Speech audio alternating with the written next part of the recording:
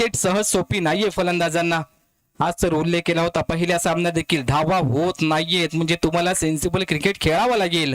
तिथून पुढे ह्या चुका रोकाव्या लागतील. विजय तुम्हाला घ्यायचा असेल तर चांगली फलंदाजी करावी लागेल. धक्का बसलाय दुसरा. Sudarshan back to the dugout.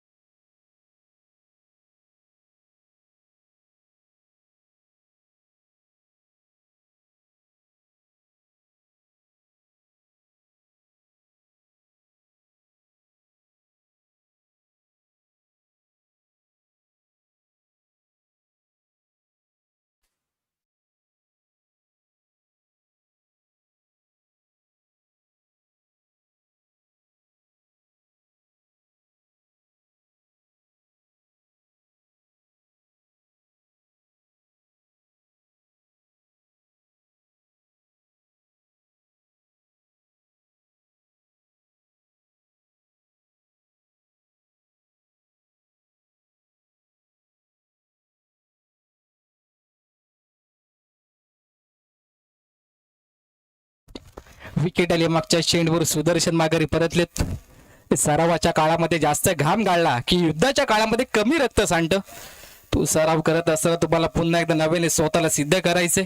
Mandar मैदानाच्या आतमध्ये दाखल झालाय. टू डाऊनच्या भूमिकेत जबाबदारी वाढली, कारण दोन्ही आयकॉन खेळाडू माघारी परतले. धावसंख्या आतापर्यंत 9 धावा. हलक्याने पुश करण्याचा प्रयत्न. पॉइंट स्लीप रिझनचा क्षेत्ररक्षक चेंडूपर्यंत पोहोचलाय. अजून एक विकेट. मंदार आल्या पावली माघारी परतताना पाहायला मिळेल.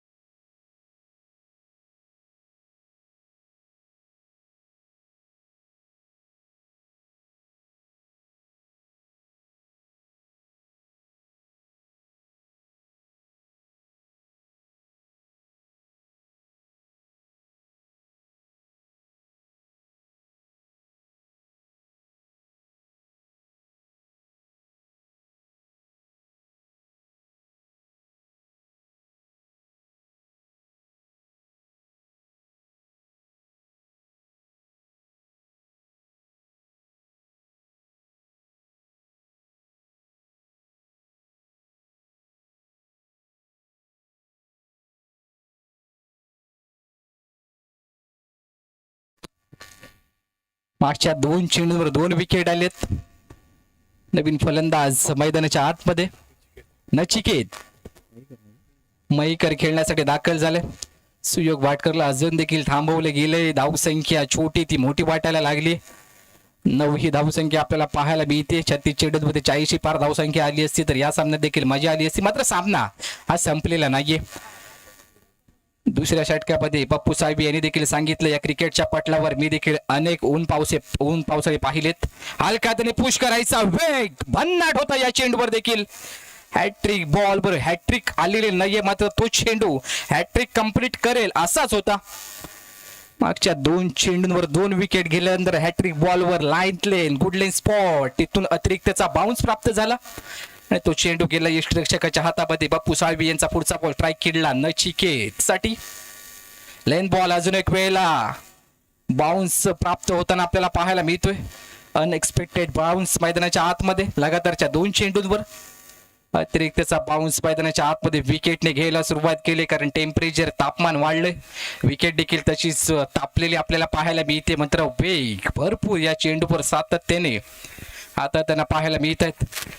पप्पू यांचे इन स्विंग फार चर्चेत असतात, मात्र या स्पर्धेमध्ये खेळत असताना आयकॉनच्या भूमिकेत जबाबदारी वाढली, जबाबदारी पेलली आणि समोरच्या संघाला आता मात्र नाडायला सुरुवात केली.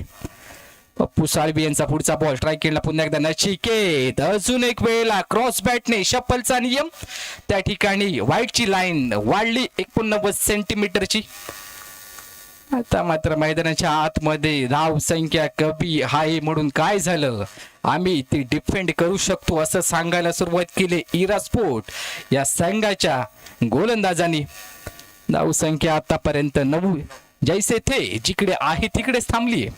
पप्पू यांचा पुढचा बॉल लेन बॉल अजून एक वेळेला पिक करायचंय मात्र विकेट कंप्लीट केली आहे. ओव्हर हॅट्रिक मैदानाच्या आतमध्ये आपल्याला पाहायला मिळते. एकही धाव खर्च न करत असताना 3 विकेट आणि मैदानाच्या आतमध्ये नवीन सामन्यात नवीन स्पर्धेत पप्पू साळवी यांच्या नावाची चर्चा देखील होईला सुरुवात झाली आहे. काय गोलंदाजी केली आहे. अनुभवाचे बॉल हे फार महत्वाच्या क्षणी 3 विकेट घेत असताना एकही धाव खर्च केलेली नाहीये. चांगली गोलंदाजी पप्पू साळवी यांच्या माध्यमातून.